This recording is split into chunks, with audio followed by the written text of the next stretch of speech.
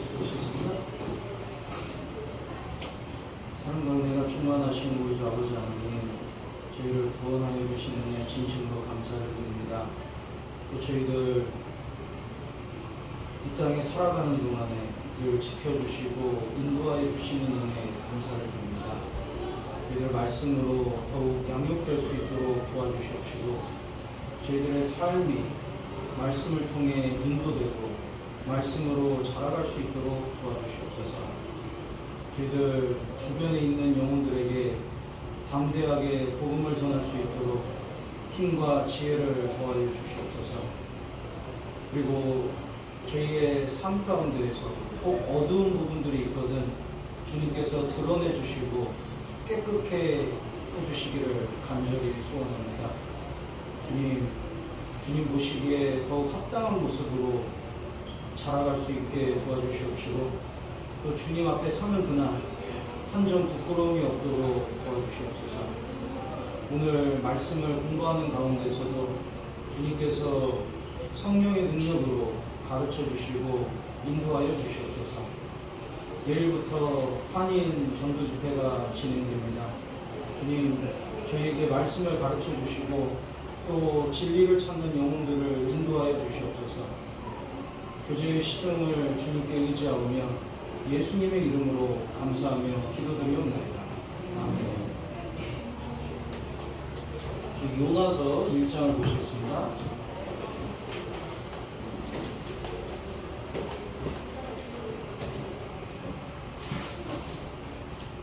요나서 1장 1절 2절입니다.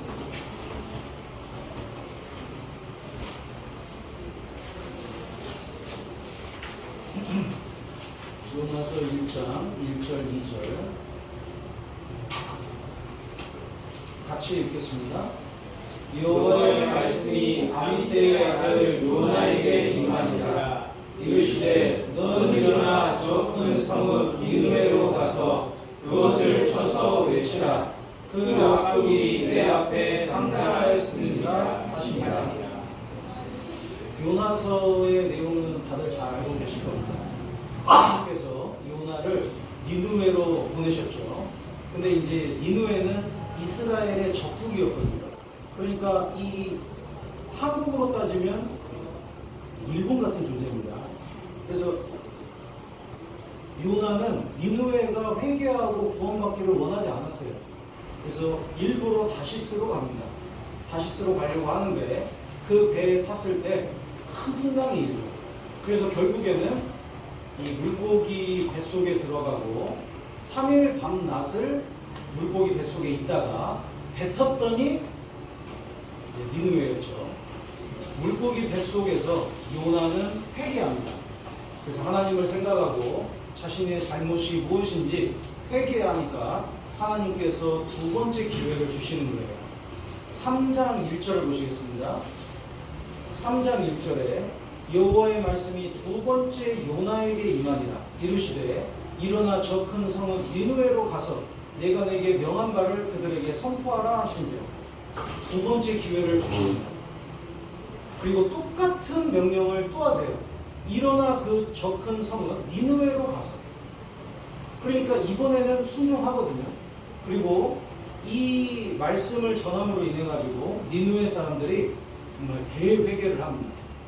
베옷을 입고 죄를 무릅쓰고 하나님이 혹시나 심판을 돌이키실까 해가지고 대대적인 회개를 해요. 그때 하나님께서 그들의 죄를 용서하시고 심판하지 않으십니다. 10절에 하나님이 그들의 행한 것, 곧 그 악한 길에서 돌이켜 떠난 것을 감찰하시고 뜻을 돌이키사 그들에게 내리리라 말씀하신 재앙을 내리지 아니하시니라. 그래서 이 요나서를 오늘 같이 공부하면서 필요한 교훈을 얻고자 합니다. 여기 이제 1장 2절 다시 보시면요. 너는 일어나 저 큰 성읍 니느웨로 가서 그것을 쳐서 외치라. 그 악독이 내 앞에 상달하였음이니라 하시니라. 악독이 내 앞에 상달하였다. 니느웨 사람들의 그 죄가 내 앞에까지 다 꽉 찼다. 그러니까 하나님은요, 니느웨 사람들이 얼마나 악한지를 잘 알고 계시는 겁니다. 그죠? 그런데 하나님의 목적은 니느웨 사람들이 심판받는 게 목적이 아니에요. 왜냐면 하나님이 심판하시는 것 자체가 목적이었다면요, 요나를 보낼 필요가 없습니다. 계속 기다리다가 갑자기 치시면 돼요. 근데 일부러 요나를 보내시는 이유는 니느웨 사람들이 얼마나 악한지도 알고 심판받아야 하는지도 알고 있지만 돌이키기를 원하시는 거거든요. 그러니까 요나를 보내시는 거예요. 이 니느웨 사람처럼요, 우리도 얼마나 악했어요. 하나님을 떠나서 저희 마음대로 살았고, 마음으로나 입으로나 저희의 몸으로 죄를 많이 지었습니다. 그런데 하나님은 저희 같은 죄인도 구원받기를 원하셨던 거예요. 그래서 누군가를 보내서 복음을 듣게 하고 구원을 받게 하신 거예요. 하나님은 모든 사람이 구원을 받으며 진리를 아는 데 이르기를 원하시는 거예요. 모든 사람 속에는 저희 같은 죄인, 더 악한 죄인 다 포함이 되어 있습니다. 그러니까 이제 구원받는 방법을 가장 쉽게 만들어 놓으십니다. 모든 사람이 구원받기를 원하기 때문에. 선생님이 이제 학생들이 모두 다 100점을 맞기를 원한다. 그러면 시험을 쉽게 낼까요? 어렵게 낼까요? 쉽게 내는 거예요. 제일 쉽게. 다 맞추라고. 주님은 모든 사람이 구원받기를 원하십니다. 그래서 구원의 방법을 가장 쉽게 해놓으셨어요. 그게 바로 믿음이죠. 우리가 뭐 돈을 바쳐가지고 죄를 용서받는다면 돈을 얼마나 바쳐야 할까? 그리고 바칠 수가 있을까? 하루에 100만 원씩 바치면 죄를 하나씩 용서해 주겠다. 그러면요, 진짜 난리 날 겁니다. 죽으라고 일해야 돼요. 죽으라고 벌어야 돼요. 근데 또 못 벌었어요. 그럼 그 죄는 용서 못 받는 거예요. 어떻게 용서를 받아요? 근데 돈으로도 필요 없고, 교회 다니는 걸로도 필요 없고, 오직 예수 그리스도께서 십자가의 죽으심으로 죄를 다 용서해 놓으셨다. 이제 이것을 믿기만 하면 된다. 너무 쉽게 만들어 놓으셨잖아요. 이제는 믿음으로 모든 사람이 구원받고 천국 갈 수 있게 해 놓으셨습니다. 왜? 모든 사람이 구원받기를 원하셨기 때문에 그런 거예요. 그래서 니느웨 사람조차도 구원받기를 원하셨기 때문에 요나를 보내셨던 하나님께서 이제 모든 사람이 구원받을 수 있도록 죄를 다 용서해 놓고 부르고 계신 겁니다. 그래서 이제 요나에게 명령하시죠. 너는 일어나 저 큰 성읍 니느웨로 가서 그것을 쳐서 외치라. 그런데 요나는 니느웨가 회개하기를 원하지 않았습니다. 니느웨가 강성해지면 이스라엘 민족을 또 칠까 두려웠던 거예요. 그리고 그동안 쳤던 것이 악감정이 남아있어요. 그래서 정말 저 악한 니느웨 사람들 다 심판 받아버렸으면 좋겠다. 그래서 3절에 하나님의 말씀에 불순종합니다. 3절 그러나 요나가 여호와의 낯을 피하려고 일어나 다시스로 도망하려 하여 욥바로 내려갔더니 마침 다시스로 가는 배를 만난지라. 여호와의 낯을 피하여 함께 다시스로 가려고 성과를 주고 배에 올랐더라. 여기 이제 요나가 욥바로 내려갔다고 되어 있죠. 그리고 배에도 내려가게 됩니다. 그래서 5절에 보시면은 요나는 맨 마지막 부분에 요나는 배 밑층에 내려가서 누워 깊이 잠이 든지라. 그러니까 욥바로도 내려가고 배 밑으로도 내려가고 나중에는 욥을 이 바다에 던지잖아요. 물고기 뱃속까지도 내려가죠. 그러니까 내려가고 내려가고 내려가고 이 욥의 신앙 상태를 보여주는 거거든요. 요나 죄송합니다. 요나의 신앙 상태를 보여주는 거예요. 요나가 있어야 할 곳을 떠나서 불순종하니까 요나의 신앙 상태는 계속 나락으로 떨어집니다. 해야 할 일에 불순종하니까 요나의 신앙 상태는 계속해서 내려가는 거예요. 욥바로, 배 밑창으로, 그리고 바다 속으로. 저희의 신앙 상태도 마찬가지예요. 있어야 할 곳이 있거든요. 있어야 할 곳에 없잖아요. 그러면 신앙은 내려갑니다. 해야 할 일이 있거든요.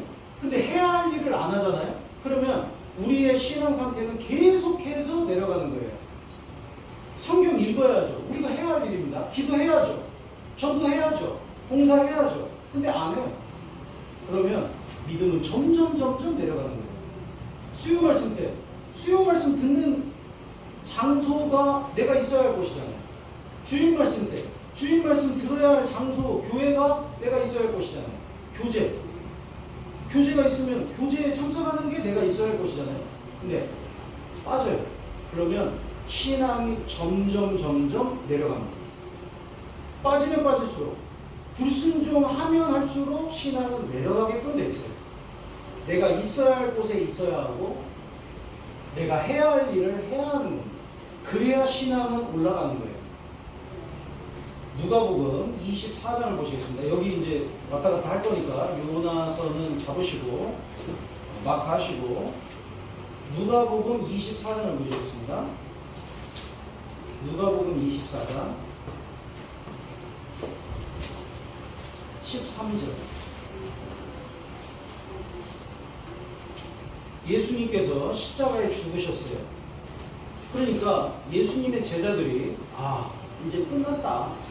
예수님 십자가에 죽으시고 그리고 우리는 핍박받고 그러니까 엠마오로 내려가는 두 제자가 있었습니다. 13절에 그날에 저희 중 둘이 예루살렘에서 25리 되는 엠마오라 하는 촌으로 가면서 이 모든 된 일을 서로 이야기하더라.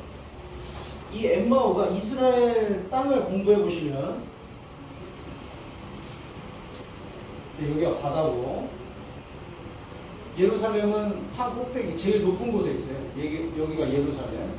엠마오는 제일 밑에 지역에 있습니다. 여기가 엠마오.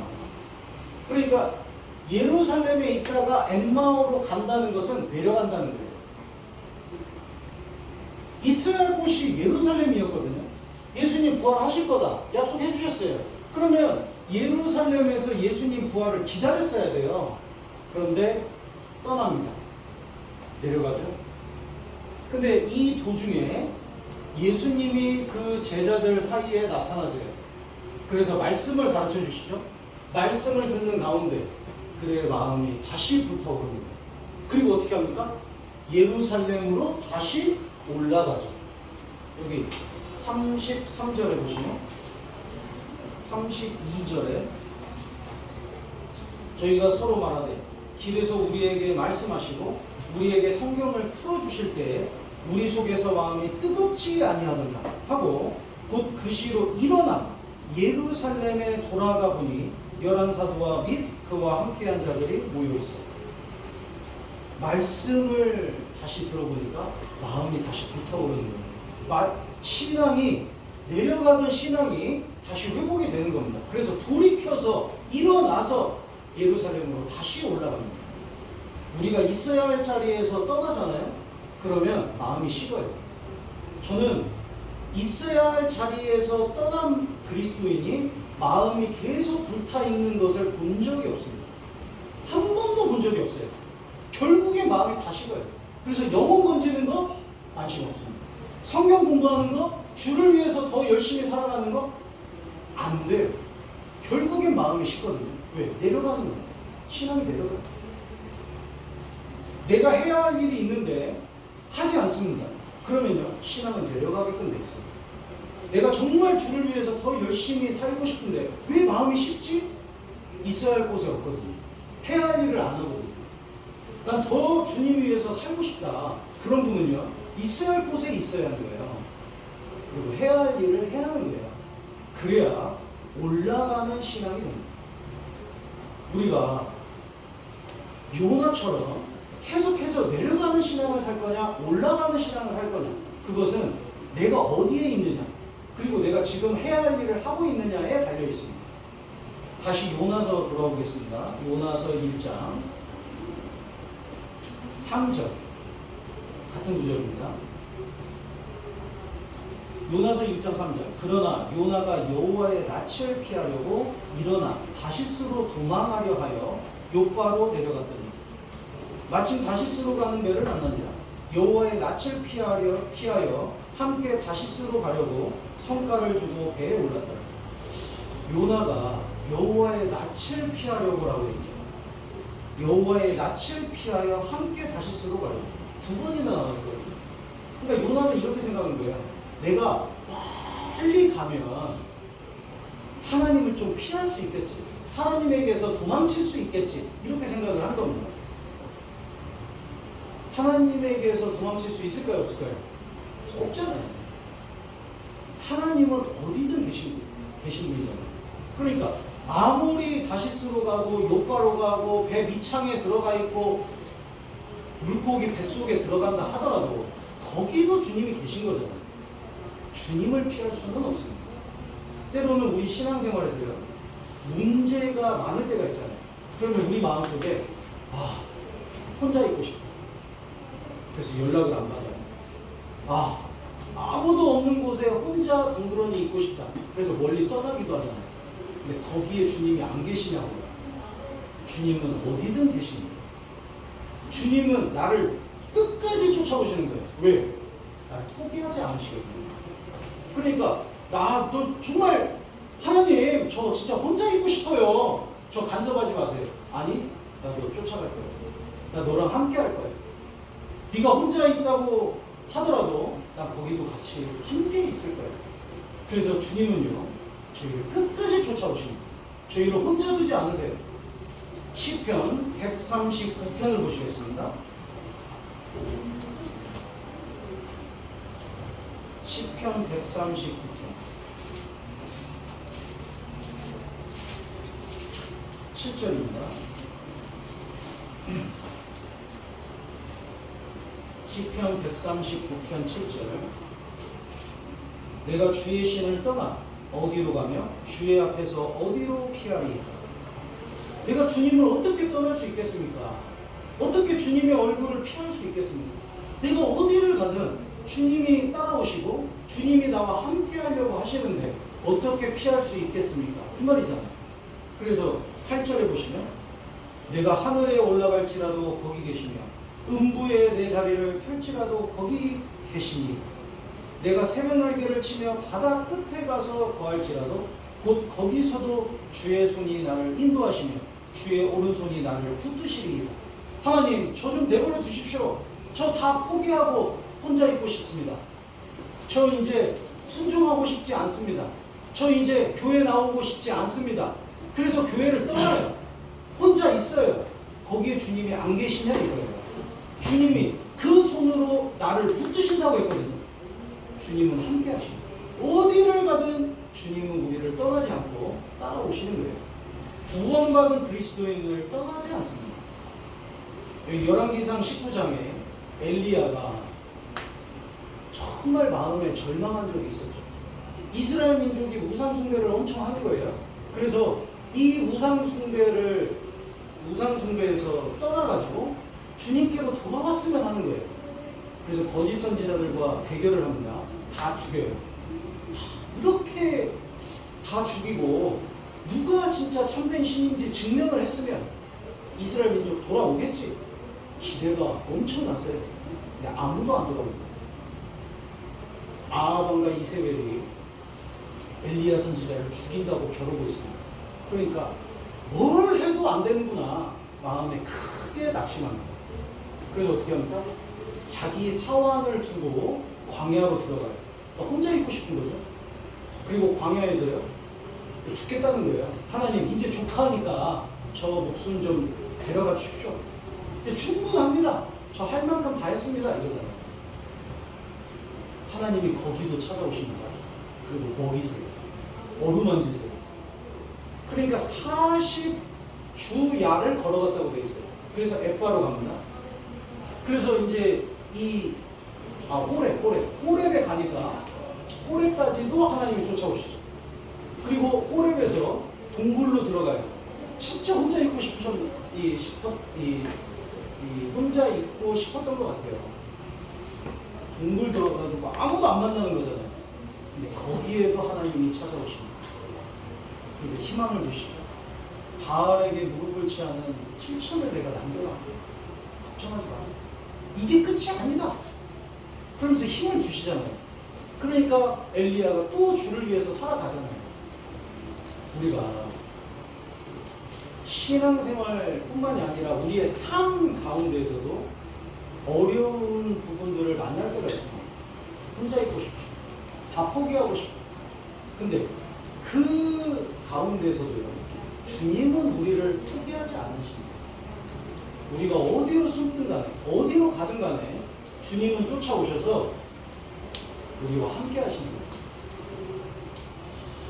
무수개 이야기가 있는데 어떤 선생님이 하나님을 안 믿었답니다. 그래서 이제 길을 가는데 학생을 만났어요. 너 어디 가니? 물어봤어요. 저 교회 학교 갑니다. 근데 이 선생님은 이제 하나님을 안 믿잖아요. 그러니까 짓궂게 이제 이렇게 얘기하는 겁니다. 하나님 있는 곳 얘기해줘봐. 그러면 내가 너한테 사과 하나 줄게. 근데 이 애는 정말 똘똘한 애예요. 얘가 뭐라고 얘기하냐면 하나님 없는 곳을 선생님이 얘기해보세요. 제가 사과 2개 드릴게요.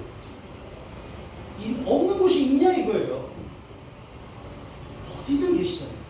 하나님은 편만하고 편지하신 분입니다. 그래서 에레미야 23장 23절에 나 여호와가 말하노라 나는 가까운데 하나님이요 먼데 하나님은 아니냐? 가까운데도 계시고 먼데도 계신다 이거잖아요. 하나님은 어디든 계십니다. 그래서 요나가 다시스로 떠나면 하나님의 낯을 피할 수 있겠다라고 생각하는 건 너무나도 큰 착각이잖아요. 다시스까지 쫓아오실 하나님이잖아요. 다시 요나서 돌아오겠습니다. 요나서 1장 3절. 여기 또 큰 교훈이 있습니다. 이 3절에 보시면 그러나 요나가 여호와의 낯을 피하려고 일어나 다시스로 도망하려 하여 욥바로 내려갔더니 마침 다시스로 가는 배를 만난대요. 여기 보세요. 다시스로 가는 게 주님 뜻입니까? 아닙니까? 아니에요. 그런데 일은 순적히 진행이 되고 있어요? 어렵게 진행이 돼요? 너무나도 스무스하게, 너무나도 자연스럽게 진행이 되고 있는 거예요. 그러니까 여기서 우리가 꼭 알아야 할 게요. 일이 진행이 자연스럽게 되느냐 안 되느냐로 주님의 뜻이냐 아니냐를 판가름하면 굉장히 위험합니다. 이거 주님 뜻이라고 생각해서 일을 진행시켰는데 어려움이 많네? 주님 뜻 아닌가? 이렇게 생각하시면 안 돼요. 이거 주님 뜻 아닌 것 같았는데 일이 잘 풀리네? 이거 주님 뜻인가? 이렇게 생각하시면 큰일 나는 겁니다. 주님 뜻이냐 아니냐는 일이 잘 진행되냐 아니냐로 판가름하는 것이 아니고 말씀으로 판가름해야 하는 거예요. 그러니까 말씀에 비춰봐서 주님 뜻이 아니다 하면은 잘 진행이 돼도 주의해야 하는 겁니다. 왜? 마귀가 그렇게 유혹할 수 있잖아요. 그러니까 다시스로 가는 배가 마침 있어. 이야 잘 됐네. 그렇지 않아도 다시스로 가려고 했는데 그래서 딱 잡아 타잖아요. 근데 이게 주님 뜻이 아니니까요. 엄청난 난관에 부딪히는 겁니다. 그리고 엄청나게 징계를 받잖아요. 이 다시스로 가는 배를 잡아 타는 게 하나님 뜻이 아니었습니다. 저희가 신앙생활 하면서 주님 뜻이냐 아니냐는 말씀으로 분별해야 돼요. 그리고 이것이 주님 뜻이라면 어려움이 있더라도 극복하면서 가는 것이 맞습니다. 근데 그것이 주님 뜻이 아니라면 아무리 부드럽게 진행이 되고 아무 문제가 없더라도요. 이것은 마귀가 나를 유혹하는 덫이다 생각하고 경각심을 가져야 돼요. 그래서 우리의 기준은 말씀이어야지 어떤 상황들을 놓고 일이 잘 풀리냐 안 풀리냐를 놓고 주님 뜻을 판가름하려고 하면 위험하다 이겁니다. 이해되시죠? 그래서 때로는 제가 가끔 그런 이야기 듣거든요. 이제 해외에 나가서 여기 이제 현재 자매님들 중에 해외 막 아랍 중동 이런 데 가가지고 일을 하겠다는 거예요. 그러면 거기 교회가 있냐? 제대로 된 교회가 있고 복음이 있냐? 자기가 생각해도 없거든요. 거기는 성경 소지도 안 돼요. 근데 어떻게 신앙생활을? 아이, 일단 지원해보고 주님 뜻이라면 보내주시겠죠. 주님 뜻이 아니라면 안 보내주시겠죠. 그건 굉장히 위험한 말씀입니다. 그럼 만약에 되면 주님 뜻이라는 거예요? 그럼 간다는 거예요? 그러니까 그건 진짜 위험한 발상이거든요.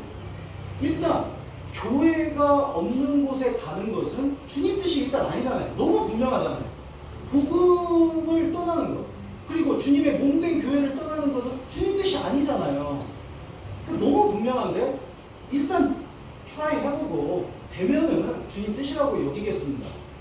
일이 판가름 되는 걸 보고 주님 뜻인지 아닌지를 판가름하려고 하는 것은 굉장히 위험합니다. 우리의 기준은 말씀이어야 돼요. 그래서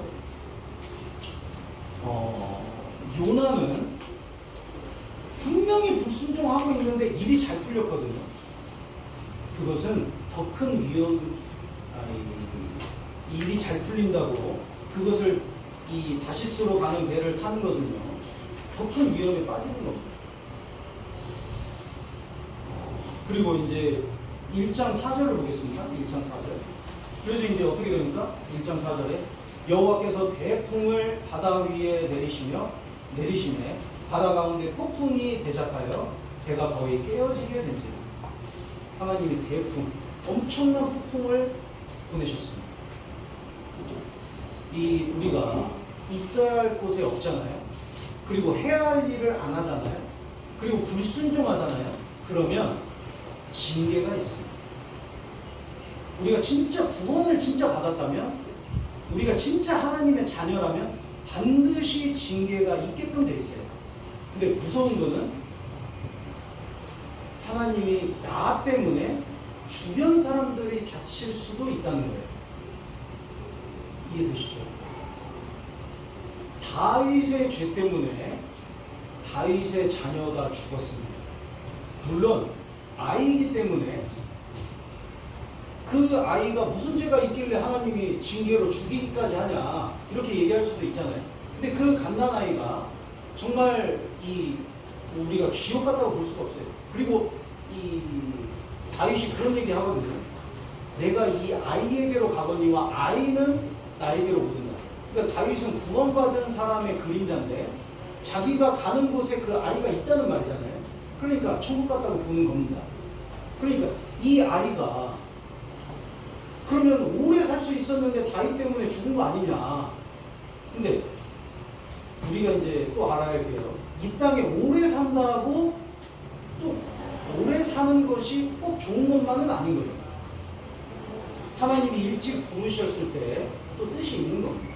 근데 여하튼 간에 우리가 불순종함으로 인해 가지고요, 하나님 앞에 징계를 받는 수가 있는데 그 징계가 우리가 생각하지 못하는 너무나도 많은 방법들이 있는 거예요.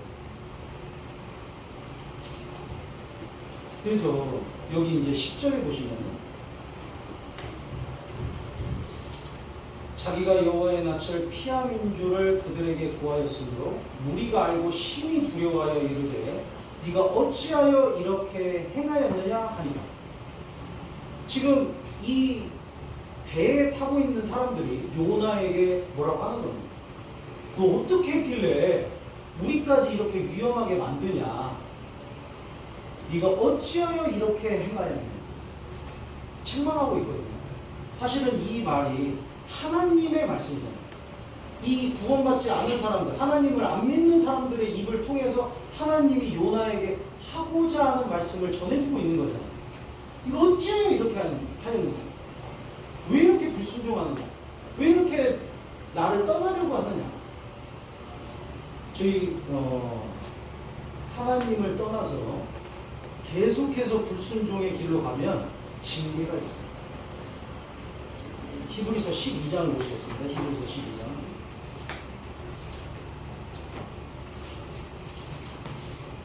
이 징계에 대해서 자세히 말씀하신 장이 히브리서 12장입니다.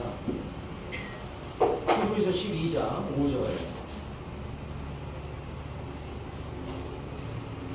또 아들들에게 권하는 것 같이 너희에게 권면하신 말씀을 잊었도다. 일러스되 내 아들아 주의 징계하심을 경히 여기지 말며 그에게 꾸지람을 받을 때에 낙심하지 말라. 내 아들아, 이 말은 구원받은 사람들이 징계가 있는 거예요. 구원받지 않은 사람은 어차피 지옥 갈 죄인이니까 징계할 이유도 없어요. 어차피 심판받으니까.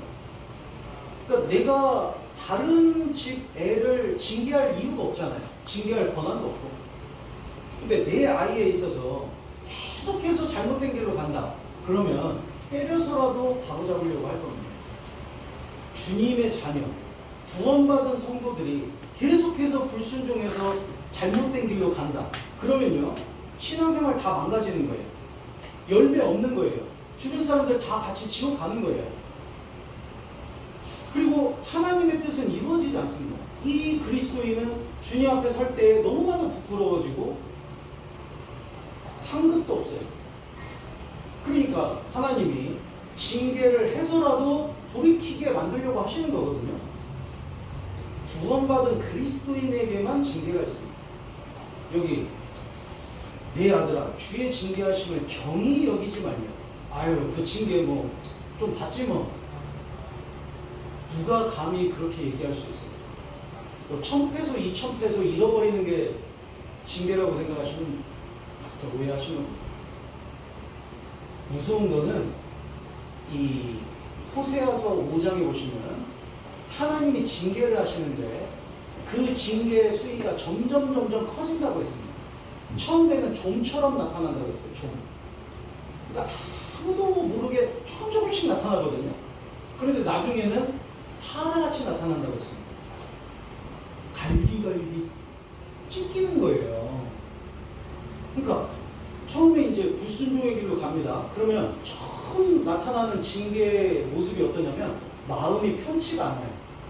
평강이 깨집니다. 아, 내가 있어야 할 곳은 교회인데, 내가 있어야 할 자리가 있는데 내가 떠나는 거야. 아, 내가 주님 앞에 순종해야 할 게 있는데 내가 지금 불순종하고 있구나. 마음이 편치가 않아요. 그게 징계입니다. 그런데 계속 가잖아요. 그러면 점점 징계의 수위가 높아져요. 그래서 직장을 잃는다거나 큰 손해를 본다거나 아프다거나 하여튼 무슨 일이 있어도 있거든요. 근데 더 나잖아요. 그러면 주변 사람을 치실 수도 있습니다. 다윗의 자녀를 쳤듯이 내 자녀를 칠 수도 있잖아요. 그러니까 경히 여기지 말라는 거예요. 그걸 감당할 수 있겠냐? 이 사람은요, 참 이 자존심이 있어요. 그리고 오기라는 게 있습니다. 누가 이기나 해보자. 하나님 앞에 오기 부르는 게 아니에요. 우리가 하나님을 이길 수는 없잖아요. 아유 징계? 그래 어디까지 하시나 봅시다. 해가지고 끝까지 이 길 가잖아요. 마지막 징계가 뭘까요? 고린도전서 5장에 육신을 죽이기도 하신다고 했습니다. 그게 마지막 징계인 거예요. 어차피 구원을 받았으니까 천국에 가겠지만 너는 진짜 기회를 주는데도 끝까지 불순종하는구나. 더 이상 이 땅에 있는 것이 의미가 없다. 너 안 돌이키는구나. 그러면 우리의 육신을 치기도 한다고 하셨습니다. 그 마지막 날이죠. 그래서 주님이 징계하실 때 그것을 경히 우습게 여기지 마라. 좀처럼 징계하시다가 사자처럼 징계하실 분이니까 조심하라 이겁니다. 여기 7절에 보시면 12장 7절에 너희가 참음은 징계를 받기 위함이라. 하나님이 아들과 같이 너희를 대우하시나니 어찌 아비가 징계하지 않는 아들이 있으리요. 자녀를 징계하지 않잖아요. 그러면 자녀가 진짜 버릇이 없어집니다. 아나무인으로 자라요. 자기가 최고인 줄 알아요. 자기 말이면 다 되는 줄 알아요. 그러니까 징계는 반드시 훈육을 위해서 필요한 거거든요. 하지 말라고 했지. 그거 잘못된 거야. 그러면서 엄하게 훈육할 필요가 있습니다. 잘못된 길로 갈 때는. 그래서 하나님은 자녀들은 징계한다고 하신 거예요. 그래서 6절에 주께서 그 사랑하시는 자를 징계하시고 그의 받으시는 아들마다 채찍질 하십니다. 이 8절에 징계는 다 받는 것이거든 너희에게 없으면 사생자여 참 아들이 아니냐. 만약에 주님 앞에 계속 불순종하는데 징계가 없다. 그러면 확실히 구원을 받은 게 아닐 겁니다. 구원이 아니에요. 주님 분명히 말씀하셨잖아요. 구원 받았는데 주님의 자녀인데 엉뚱한 길로 가고 있다. 그럼 반드시 징계가 있어서 주님이 돌이키게 만드신다고 하신 건데 징계가 없다? 그러면 사생자다. 주님의 자녀가 아니라는 거예요. 그래서 주님은요, 징계하시는 목적이 우리가 진짜 돌이키기를 원하시는 거예요. 우리를 사랑하시기 때문에 징계도 하신다고 하셨습니다. 요나서 돌아오겠습니다. 요나서 1장.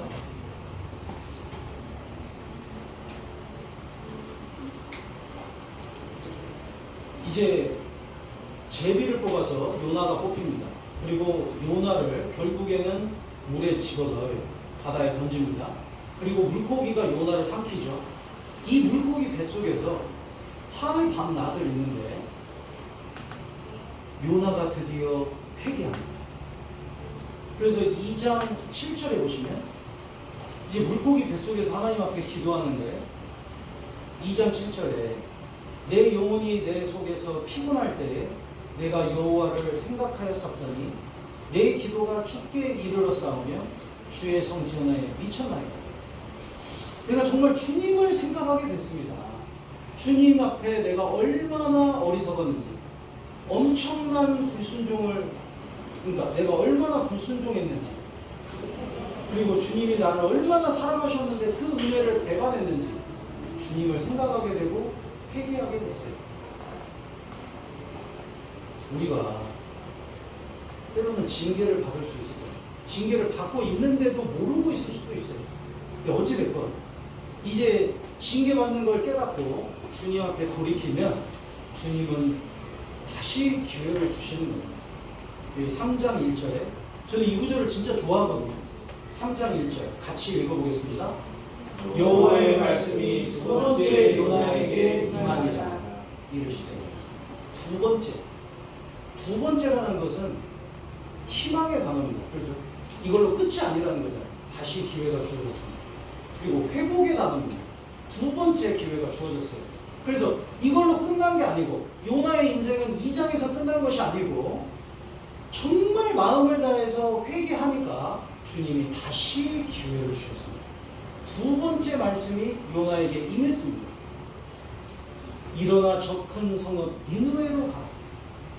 이번에는 순종하죠. 우리가요, 징계를 받는데 징계를 받을 때 두 가지 반응의 사람들이 있는 거예요. 두 가지 종류의 사람들이 있어요. 끝까지 오기를 보여요. 그래서 어디까지 가나 봅시다. 그래서 끝까지 그 길을 가서 결국에는 마지막 징계까지 받는 경우가 있고, 어떤 분은 정말 신실하게 돌이킵니다. 하나님, 제가 정말 잘못했습니다. 제 신앙이 회복될 수 있도록 도와주십시오. 그 두 번째 기회를 받거든요. 베드로도 보세요. 예수님을 3번이나 부인했잖아요. 그런데 예수님이 찾아오셨을 때 고집 부리지 않았습니다. 정말 간절히 돌이켰어요. 그러니까 다시 위대한 사도가 됐잖아요.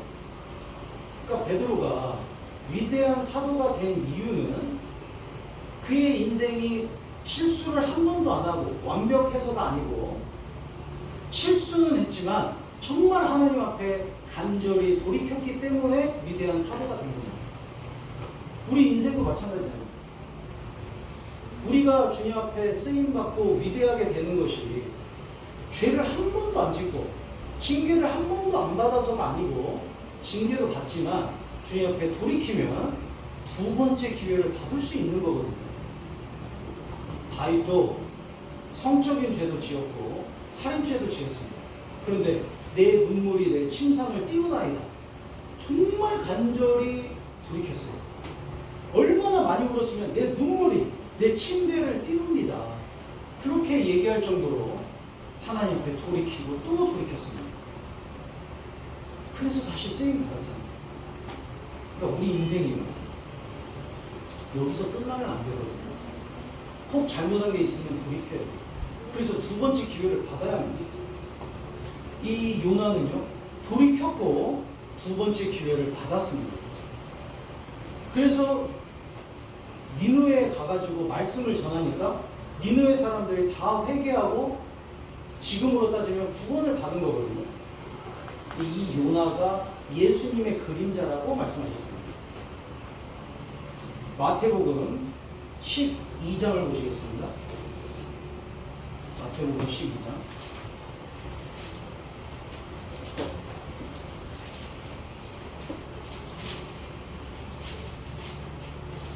마태복음 12장 39절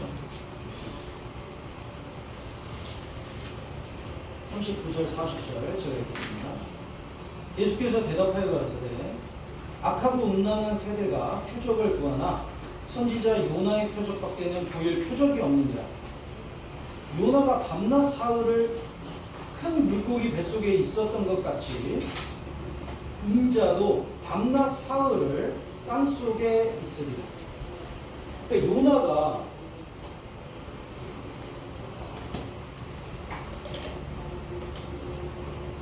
물고기 뱃속에서 사흘을 있었잖아요. 3일. 사흘을 있다가 물고기가 뱉었어요. 그래서 요나가 딱 나왔습니다. 거기가 니느웨였어요. 그러니까 니느웨 사람들이 볼 때는 어떻습니까? 물고기 뱃속에 들어갔으면 반드시 죽어야 하는데 사흘 있다가 살아났네? 이렇게 생각을 하는 거예요.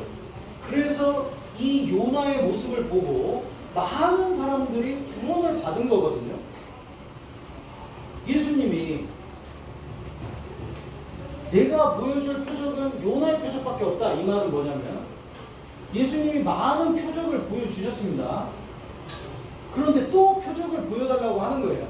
당신이 진짜 하나님입니까? 그러면 표적 좀 보여줘 보십시오.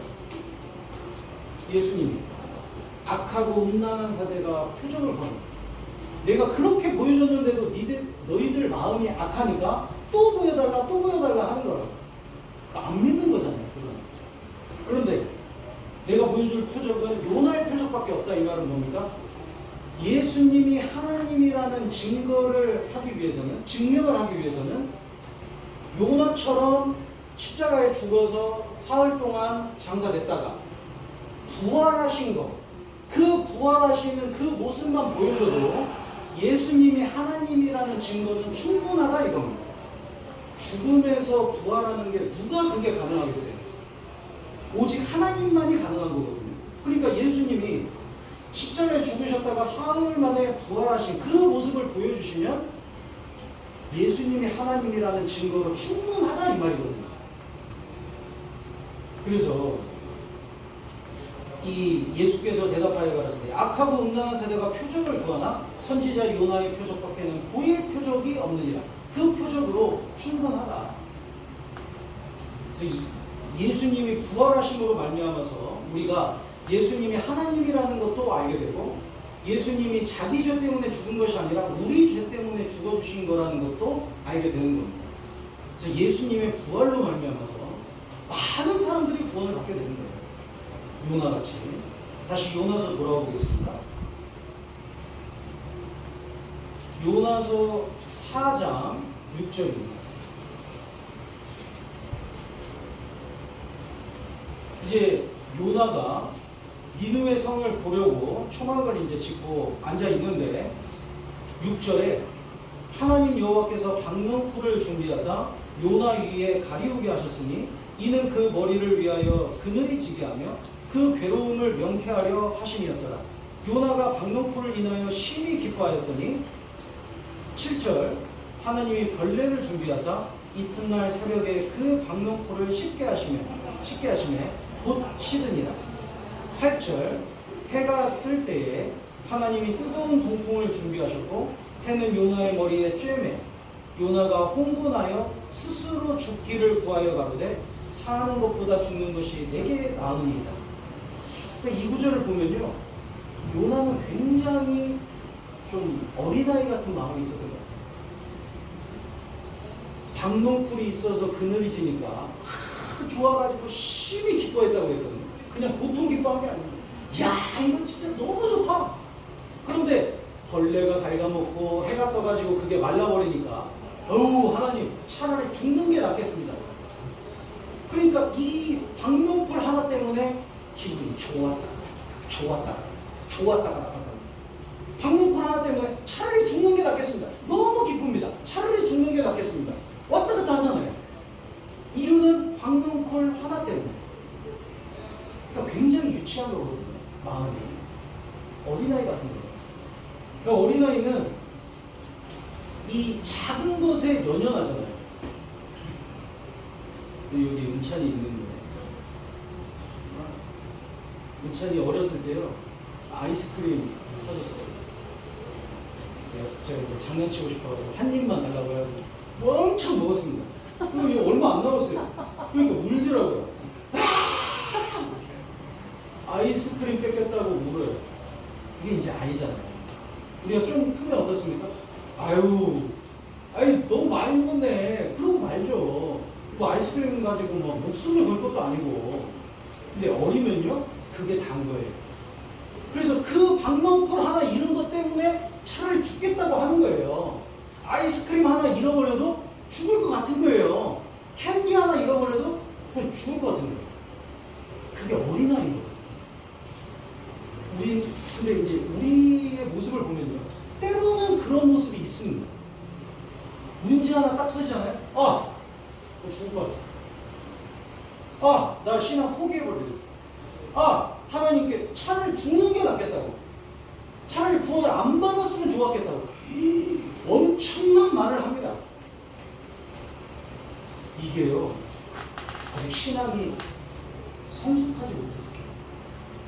신앙이 자라보면 박넝쿨이 다가 아니라는 걸 알거든요. 신앙이 자라보면 하나님은 또 다른 계획이 있다는 것도 압니다. 하나님이 더 많은 것들을 준비하고 계신다는 것을 믿게 돼요. 근데 신앙이 어리면요 지금 눈에 보이는 그게 전부인 줄 알아요. 그래서 이거 잃어버리잖아요. 그래서 내가 직장을 잃어버렸다.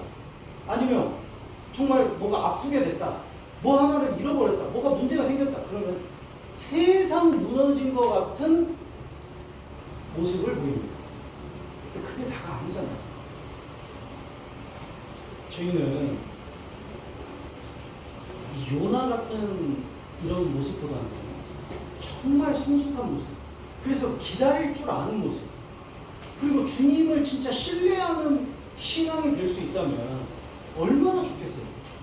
주님이 박명풀을 가져가셔도 주님 분명히 뜻이 있을 거라고 믿습니다. 하박국서를 한번 보시겠습니다. 하박국서.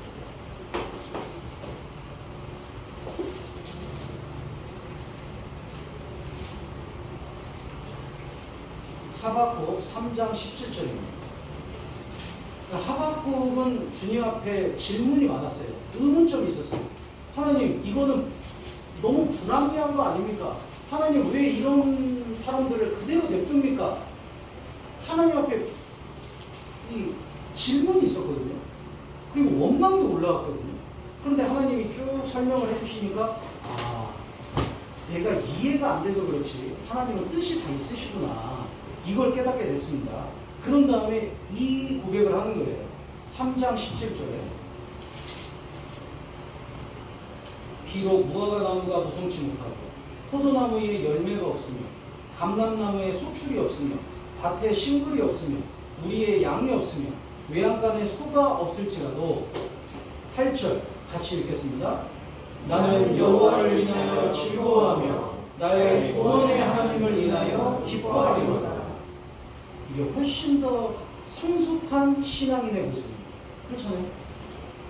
모든 걸 다 잃어버려도 내가 정말 주님만으로 기뻐하겠습니다. 사실 생각해보세요. 저희가 다 잃어버려도요 구원은 잃지 않잖아요. 우리가 다 잃어버린다 하더라도 천국 가는 건 변하지 않잖아요. 그러니까 주님으로 인해서 즐거워하고 기뻐할 수 있습니다. 그런데 신앙이 어리면요 박넝쿨 하나 잃어버렸다고 이제는 나는 죽는 게 낫겠습니다. 이 말이 나오는 거예요. 차라리 죽는 게 낫겠습니다. 하나님 얼마나 슬프실까요? 원대한 계획을 갖고 우리 인생을 진행시켜 가시는데, 교육시켜 가시는데 그 하나 못 참아가지고 하나님 앞에 차라리 죽는 게 낫겠습니다. 그거는요 진짜 하나님 마음에 대못을 받는 거예요. 그리고 하나님을 전혀 신뢰하지 못하는 말입니다. 하나님, 이런 일이 벌어지는 데에는, 그리고 이런 어려움이 있는 데에는, 하나님 저에게 박농풀을 빼앗아 가신 데에는 분명히 이유가 있을 거라 믿습니다. 저는 주님 믿고 끝까지 가보겠습니다.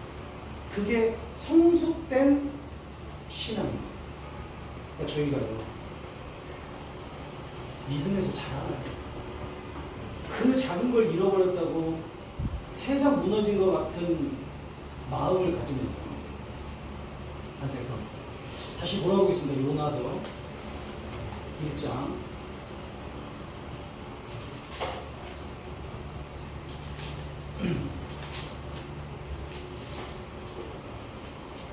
여기 보면 하나님께서 준비한, 요나를 위해서 준비한 것들이 굉장히 많다는 걸 볼 수 있습니다. 1장 4절에 폭풍을 준비하셨죠. 그리고 1장 17절에 보시면 큰 물고기를 예비하사라고 하셨죠. 그래서 창세기 1장 21절에 보면 하나님이 천지를 창조하시면서 특별히 물고기를 만드실 때 큰 물고기도 만드셨다고 따로 기록을 해놓으셨습니다. 요나를 위해서도 만드신 거잖아요. 큰 물고기 일부러 만드신 거예요. 그리고 4장에 보시면 6절에 4장 6절에 하나님 여호와께서 박농풀을 준비하사, 박농풀을 일부러 준비하신 거예요. 7절에 하나님이 벌레를 준비하사, 8절에 해가 뜰 때 하나님이 뜨거운 동풍을 준비하셨고, 그러니까 하나님이 요나를 위해서요 준비한 것들이 굉장히 많습니다. 왜 준비하셨냐? 알려주고 싶은 거예요. 요나가 지금 마음에 뭐가 없냐면 영혼을 사랑하는 마음이 부족한 겁니다. 그래서 이 모든 과정들을 통해서 요나의 신앙이 성숙할 뿐더러 정말 영혼들을 사랑하는 마음, 정말 적군이지만 그 적들인 니느웨도 사랑하는 마음을 갖기를 원하시는 거예요. 그래서 마지막에 어떤 걸 가르치십니까? 10절에 여호와께서 가라사대 네가 수구도 아니하였고 배양도 아니하였고 하룻밤에 났다가 하룻밤에 망한 이 박농풀을 네가 아꼈거든. 11절 같이 읽겠습니다. 하물며 이 큰 성읍 니느웨에는 좌우를 분별치 못하는 자가 12만 명이요 육축도 많이 있나니 내가 아끼는 것이 어찌 합당치 아니하냐. 네가 박농풀도 아껴가지고 박농풀이 죽었을 때 너무나도 안타까운 마음이었는데 지금 이 니느웨 성에 구원받지 않은 사람들이 이렇게 많아서 지옥 간다고 하는데 정말 왜 마음에는 아무런 마음이 없느냐. 하나님이 책망하시는 거다. 진짜 중요한 게 뭐냐 이거예요. 박농풀이냐 이뤄진 영혼 건지는 거예요. 그걸 가르쳐주고 싶으셔서 정말 많은 것들을 준비해 놓으신 거거든요. 우리 삶 가운데에서도 주님은 정말 많은 것들을 준비해 놓으셨어요. 우리가 구원받기 전에 이미 복음을 준비해 놓으셨잖아요. 영원한 속죄 준비해 놓고 이거 믿으라고 하시는 거잖아요. 우리를 위해서 천국도 준비해 놓으셨잖아요. 우리를 위해서 형제 자매들도 준비해 놓고 교회도 주비해 놓고 성경도 준비해 놓고 전도인도 준비해 놨잖아요. 다 누구를 위해서냐? 나를 위해서예요. 모든 것은 나를 위해서 준비해 주신 겁니다. 그리고 이 모든 것들을 통해서 가르쳐 주고 싶은 게 있는 거예요. 그 어떤 것보다도 영혼이 중요하다. 그래서 지옥 가는 영혼들, 그 영혼들을 위해 무덤덤한 마음이 있던 것을 책망하시잖아요. 왜 이렇게 마음이 식었냐? 왜 이렇게 아무렇지가 않은 거냐? 직장을 잃어버렸고 1,000페소, 2,000페소 잃어버렸을 때는 아까워가지고 발을 동동 구르면서 영혼들을 건질 기회를 잃어버렸을 때에는 왜 아무렇지도 않은 거냐?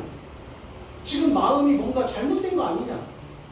주님이 가르쳐주고 싶으신 것이요. 지금 10절, 11절입니다. 우리의 마음이 하나님 앞에 바르다면요, 정말 영혼들 지옥 가는 것을 보면서요, 마음이 안타까워하는 게 맞는 거예요.